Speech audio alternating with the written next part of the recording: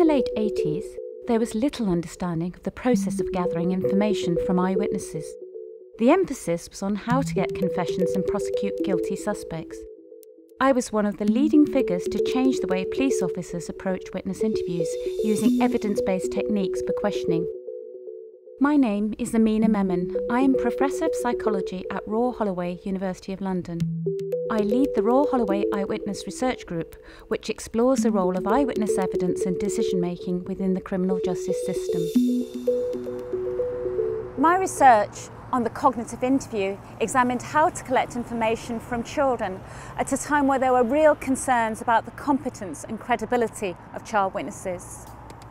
Concerns arose from high-profile cases where investigations of alleged child abuse failed to result in prosecutions, often because of faulty investigative practices and poor interviewing techniques.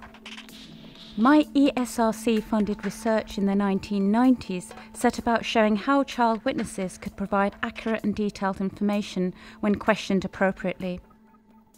I was able to directly apply my research when tasked with writing the Scottish Best Practice Guidance. I asked you to take part in a video identification parade. Is that okay? Perfectly, yeah. The new approach to interviews increased the potential value of evidence, not just from witnesses but also from victims, and especially in cases where eyewitness testimony provided crucial evidence. What was unique about my work was that I didn't adopt a one-size-fits-all approach. I took a procedure for gathering detailed eyewitness reports and adapted it for use within a structure that would help police officers communicate with the witness. For example, I looked at how officers engaged with witnesses in the opening of the interview, how they established a rapport so that witnesses felt comfortable enough to share information with them. I showed that it was only through creating this environment of trust and focusing attention on the witness that the so-called cognitive techniques could be put into practice and elicit detailed testimonies. I first heard about the work of Greater Manchester Police as a force that was open to learning from academics about the latest science on interviewing witnesses. I was introduced to senior officers who were at the time working on new cases stemming from the Rochdale investigation of abuse of underage girls. I learnt that they were not only familiar with the cognitive interview, but they themselves had been contributing to research and training, and they were putting my research into practice in their ongoing detective work with vulnerable witnesses. I didn't get too good a glimpse because the person then ran off that way. Okay. When I think what we have now by way of a toolkit to what we had when I started as a police officer, there's no comparison.